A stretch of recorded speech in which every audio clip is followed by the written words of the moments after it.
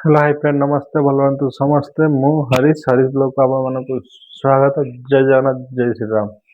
ଆଉ ବେଶୀ ଧାମରା ଗେଷ୍ଟ ହାଉସରେ ମୁଁ ଡ୍ୟୁଟି କରିବି ଏବେ। ଆଉ ସେପଟୁ ମୁଁ ଏବେ ପଳେଇ ଆସିଛି। ସକାଳୁ ଆସିକି ଡ୍ୟୁଟି କଲିଣି, ପୁଣି ଏବେ ଯାଇକି ମୋ ରୁମରୁ ବେଡ଼ିଂ ନେଇକି ଆସିନଥିଲି, ବେଡ଼ିଂ ନେଇକି ଆସିଛି। ଦେଖନ୍ତୁ ଏଇ ଜାଗାଟାରେ ମୁଁ ଏବେ ଡ୍ୟୁଟି କରୁଛି। ଦେଖନ୍ତୁ ଏଇଟା ହେଉଛି ଆମ ରୁମ୍। ରୁମ୍ ଦେଇଛନ୍ତି, କମ୍ପାନୀ ରୁମ୍ ଦେଇଛି। ଏଇଟା ହେଉଛି ମିରର, ଏଇଟା ହେଉଛି ଆମ ବେଡ୍। ମୁଁ ପାଖାପାଖି ଆସିଲିଣି ସକାଳ 7ଟାରୁ ଆସିଲିଣି। ଏବେ 7ଟାରୁ ଆସିକି ଏବେ ଡ୍ୟୁଟି ସରିଲା 7ଟାରେ। ସକାଳୁ 7ଟାରୁ ଆସିଲି, ସନ୍ଧ୍ୟା 7ଟା ଡ୍ୟୁଟି ସରିଗଲା। ସରିଲା ପରେ ଟିକେ ଗାଧା ହେଇକି ଫ୍ରେଶ୍ ହେଇକି ରୁମ୍ ଟିକେ ସଫାସଫି କରିଦେଲି। ସଫାସଫି କରିସାରିଲା ପରେ ଖାଇବା ଆସିନାହିଁ, ଖାଇବା ଆମ କ୍ୟାଣ୍ଟିନ୍ରୁ ଆସିବ। ଖାଇବା ଆସିଲେ ଖାଇ ଖୁଆ ଦେଇକି ପୁରା ରେଷ୍ଟ ଟିକେ ନେମି। ପୁରା ଥକା ହେଇଛି, ଡ୍ୟୁଟି କରିସାରି ଆସିକି ପୁରା ରୁମ୍ ପୁରା ଟିକେ ସଫାସଫି କରିଦେଲି। ରୁମ୍ ବହୁତ କଚରା ଭଳିଆ କରିକି ରଖିଥିଲେ, ମୁଁ ଟିକେ ଆସିକି ସଫା କରିଥିଲି। ସଫା କରି କୁରାକି ଶୋଇମି। ଆଉ ଆପଣମାନେ କେମିତି ଅଛନ୍ତି? ଭଲରେ ଅଛନ୍ତି? ନିହାତି ଭଲରେ ଥିବେ। ଭଗବାନଙ୍କୁ କହୁଛି ଆପଣମାନେ ଭଲରେ ରୁହନ୍ତୁ। ଆଉ କ'ଣ ମାନେ ଏତେ ବ୍ୟସ୍ତ ରହିଯାଉଛି ଡ୍ୟୁଟି ଇଏରେ, ମାନେ ଡ୍ୟୁଟି ସାରିଲା ପରେ ମୁଁ ଆସିକି ମାନେ ଡ୍ରେସ୍ ଫ୍ରେସ୍ ସଫାସଫି କରିକି ରୁମ୍ ସଫାସଫି କରିକି ଆଉ ସମୟ ମିଳୁନି କରିବା ପାଇଁ। ତେଣୁକରି ଯାହା ପାରୁଛି ସେତିକି ମୁଁ କରିବା ପାଇଁ ଚେଷ୍ଟା କରୁଛି। ଆପଣମାନେ ଟିକେ ଭଲ ପାଇବା ସହଯୋଗ କରନ୍ତୁ।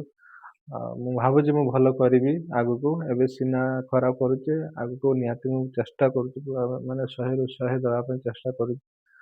ଏତିକି ମୋତେ ଭଲ ପାଇବା ଦିଅନ୍ତୁ, ଆଉ ଲାଇକ୍ ବି କରନ୍ତୁ, ସେୟାର ସବସ୍କ୍ରାଇବ୍ ମଧ୍ୟ କରନ୍ତୁ।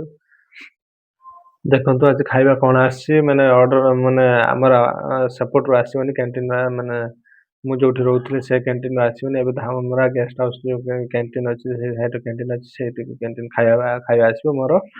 ଖାଇବା ଆସିବ ମୋର କ'ଣ ଆସି ସାରିଲାଣି। ଆଉ ମୁଁ ଟିଫିନ୍ ଦେଇନଥିଲି, ସେଥିପାଇଁ ସେମାନେ ପଲିଥିନ୍ ପଠାଇ ଦେଇଛନ୍ତି। ଆଉ କ'ଣ କରିବୁ, ପଲିଥିନ୍ ଖାଇବା ପାଇଁ ପଡ଼ିବ। ପଛେ ଖରାପ ହଉ ପଛେ ପଲିଥିନ୍ ଖାଇବା ପାଇଁ ପଡ଼ିବ, କିଛି ଆଉ ଚାରା ନାହିଁ। ପଲିଥିନ୍ ପଠାଇ ଦେଇଛନ୍ତି। ଦେଖନ୍ତୁ ଖାଇବା କ'ଣ ଆସିଛି ଆମର, ମାନେ କ'ଣ ଆସିଛି ଖାଇବା ପୁରା ଗରମ। ଯାହା ବି ଆସିଛି ସବୁ ଗରମ ଗରମ, ଭାତ ବି ଗରମ, ତରକାରୀ ବି ଗରମ। ଦେଖନ୍ତୁ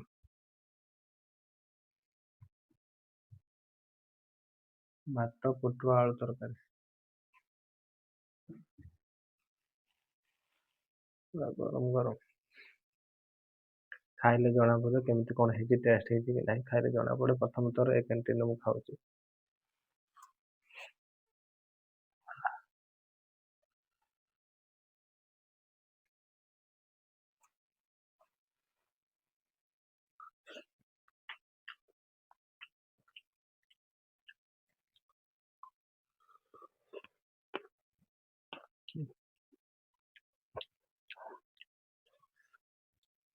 ଠିକ୍ ଅଛି, ଖାଇବା ଠିକ୍ ଅଛି, କିଛି ଅସୁବିଧା ନାହିଁ। କେବଳ ପୋଟଳ ତରକାରୀ ମଶା ପ୍ରବଳ ଲାଗୁଥିଲା, ମୁଁ ଯାଇକି ଦୋକାନରୁ ମଶା ଧୂପ ନେଇକି ଆସିଲି। ଦେଖନ୍ତୁ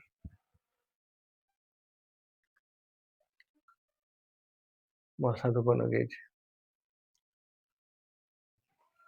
ପ୍ରବଳ ମଶା ମାନେ ପ୍ରବଳ ମଶା। ରୁମ୍ରେ ଏତେ ମଶା ହବନି, ଚାରିଆଡ଼େ ମାନେ କାଞ୍ଚରେ ଲଗା ହେଇଛି ଯେଉଁ ଝରକା, ମଶା ପଶିବା ତ ଏଣ୍ଟ୍ରି ନାହିଁ। ଫିର୍ ବି ଯେଉଁ ଡୋର୍ ଯେଉଁ ଖୋଲିକି ଦିଆହେଉଛି, ସେଥିପାଇଁ ମଶା ହେଉଛି। ତେଣୁକରି ମୁଁ ଧୂପ ଲଗେଇ ଦେଇଛି। ଆଉ ମଶା ଗାଣ୍ଡିର ପୁରା ଦେଇ ଦିଆହେଲା ଧୂଆଁ, ଛାଡ଼ିକି ପଳେଇଯିବ। ତେବେ ଆମେ ଶାନ୍ତିର ଖାଇବା।